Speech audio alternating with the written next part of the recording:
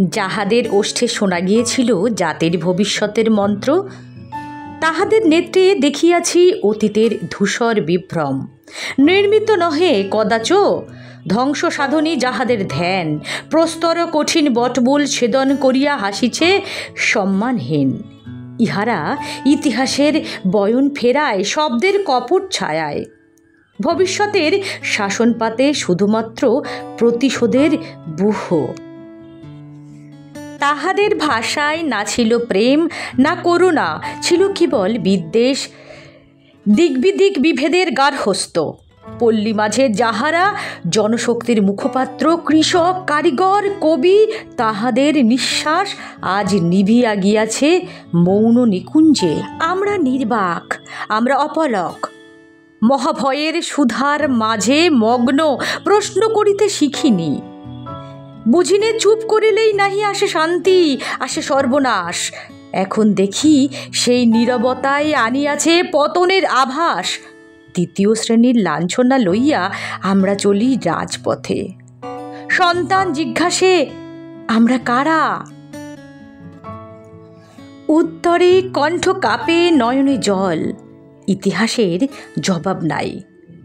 তবু বাতাস ফিসফিস করে, তোমাদেরই ভুল হে বঙ্গ সন্তান, তোমাদেরই অতল অবসাদ।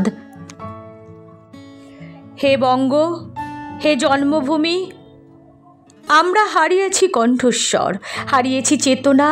মানচিত্র শুধু নহে, হরণ হইয়াছে আত্মমর্যাদা।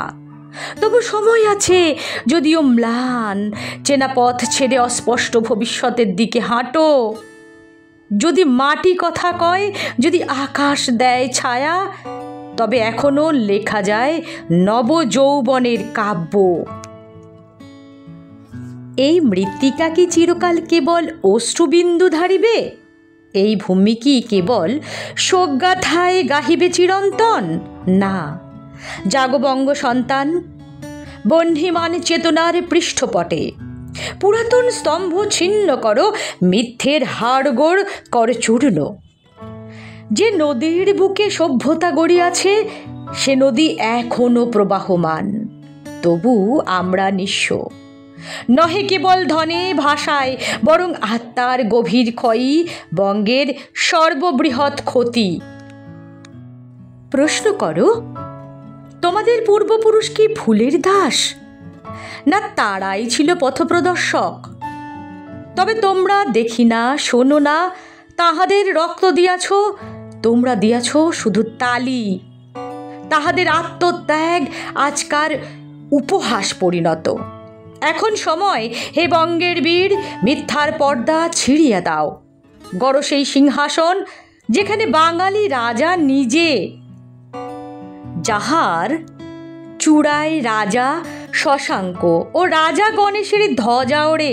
কিন্তু তাহাদের কি আমরা আজও স্মরণে রাখি? কারা তাহারা? ইতিহাসও যেন আজ চুপ।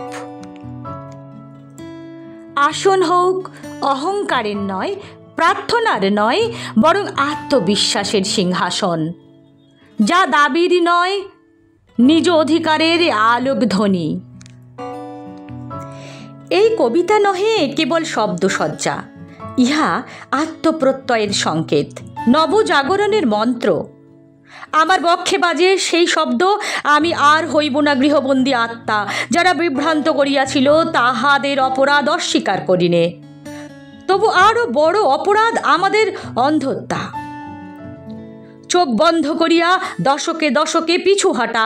আজ আমি বলি, ওঠো হে বাঙালি, তিন পুরুষের নিদ্রা ভাঙাও, আর হইও না কারো প্রতিচ্ছবি। নিজেই হও জ্যোতির্ময় দীপ্ত এক দীপশিখা। এ কাব্য শেষ নয়, এ শুরু আত্মবোধের বীজ রোপণের আরম্ভ মাত্র। প্রলয়ের প্রান্তে যাহারা দাঁড়ায়, তাহারাই রচে সৃষ্টির বিধান। প্রত্যাহারের ভাষা যাহাদের কণ্ঠে নাহি, তাহারাই প্রতিকূলের বুক ছিঁড়িয়া নির্মাণ করে যুগের অভিধান। জন্ম হয় যাহাদের নহে চন্দনের লীলায়, বরং শ্মশানের ধূমে চিতাভস্যে, অভিশপ্ত আশীর্বাদের অন্তর্গত স্পর্শে। হে বঙ্গ সন্তান, উহারা আসিছে নবপ্রভাতের দীপ্তি লইয়া, অগ্নিময় চোখে, বিজয় বিহ্বল পদে। উহারা পুঞ্জীভূত লাঞ্ছনার অর্ঘ্য লইয়া আসিছে আর্যাবর্তের ভগ্ন সভ্যতার অঙ্কুর জাগাতে। তাহাদের ললাটে ভস্য, বাহুতে বিষাদ, নয়নে দীপ্তি, তবে করুণা নহে তাহাদের অস্ত্র, নহে পলায়ন তাহাদের বিধান। তাহারা হইবে সেই নবপালবিত পুরুষ যাহারা শব্দের জড়তাকে ছিঁড়িয়া তোলে ব্যঞ্জনার ধ্বজ, যাহারা ইতিহাস নহে ইতিহাসের নির্মাতা, পালাকার নহে পুরাণের ঋষি, কণ্ঠে যাহাদের প্রাচীন ঋকের উচ্চারণ। তাহারা নাহি ভয় পায় অন্ধকার, বরং আধারকে চূর্ণ করিয়া উন্মোচন করে এক আদিগন্ত আকাশ। হে ভবিষ্যতের অগ্রদূত, তোমার পথ পিচ্ছিল, রক্তাক্ত, পরিহাস নির্মিত, তবু যাহারা পশ্চাৎ পথে চাহে তাহারাই সর্বনাশের পুতুল। ভুলে যেও না, আকাশ যেমনি চিরদিন ঈষৎ নীল নয়, তেমনি জাতির মুখচ্ছবি চিরকাল যন্ত্রণার নহে। ইচ্ছা করিলে তুমি নিজেই হইতে পারো উজ্জ্বল গাথার কেন্দ্রবিন্দু। ওঠো তবে, নবধাতুর রূপে গড় আত্মরূপ, স্মৃতির স্তব্ধ পৃষ্ঠায় নহে। প্রতিদিনের পাথর ভাঙা জীবনের সৃষ্টি করো বীরত্বের উপখ্যান। নাহি আর কাকুতি, নাহি আর বিনতি, তোমার দাবির উচ্চারণে ধ্বনিত হোক এক নতুন স্বরের মহাকাব্য। হে পাঠক, তুমি প্রস্তুত কি? নবযাত্রার আহ্বান যারা বয়ে আনে বজ্রনিদান।